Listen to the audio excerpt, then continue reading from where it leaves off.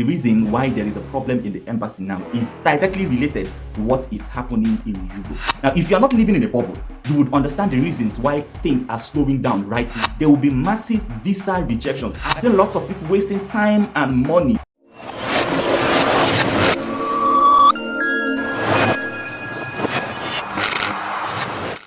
What's up, guys? It's Raphael here, and a very quick one. And I want to address those who have been actually in my inbox asking me about appointment dates. Is the embassy giving visa? What's happening? Why is everything slow? Like people are just agitated, people are tired, people are frustrated. So I just want to address this issue once and for all. And I want you to take a very informed decision. Please take a very informed decision with what I am about to say now. Okay. So the thing is that I don't know if those of us applying for visas, at the embassy, I don't know if we are living in a bubble right now. You understand? I don't know if we are living in our own emotions, or if we are really paying attention to the media, to the news, and what is really happening in Europe.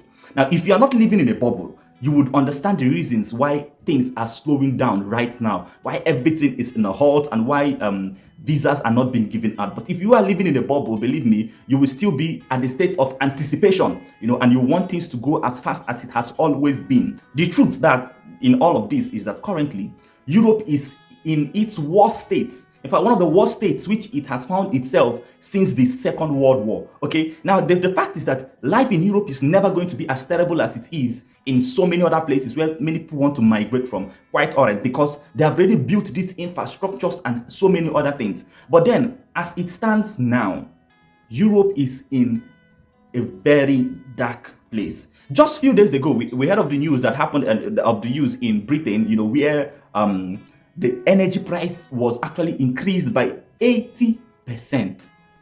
80%. Like, it's going to be crazy. Like, this winter is going to be mad in the UK. And it doesn't take much for you to know that whatever happens in the UK is going to automatically spiral into other parts of Europe, in 1 or 2 days. Of course, you know that the war in Europe is really affecting everybody. There is war, there is inflation, there is energy prices, and then there is the winter coming, where everyone will need to heat their homes. Guys, right now, it is very difficult in Europe. In fact, for those who have gotten their visas already and are planning to come over to Europe, like this winter season, like I'm telling you that you guys are out for a lot. Prepare yourself very well. It is going to be very, very, very difficult.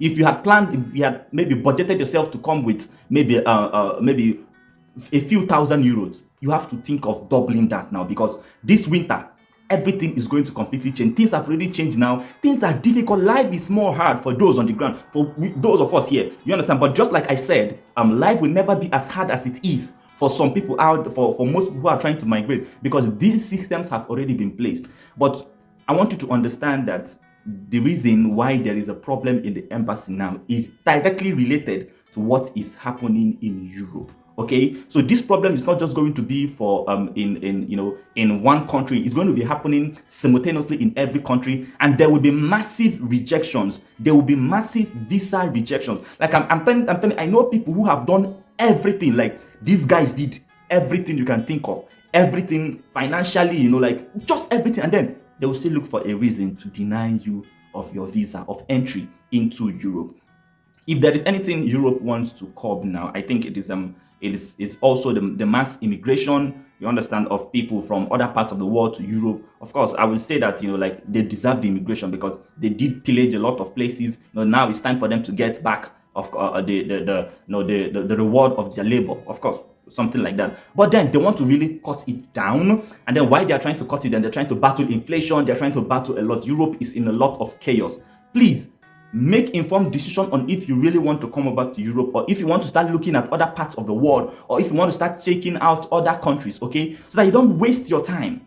I've seen lots of people wasting time and money. Time and money. These two things are very precious. Time and money. Lots of people will still waste time and money, and at the end of the day, they are not going to come out with their visas.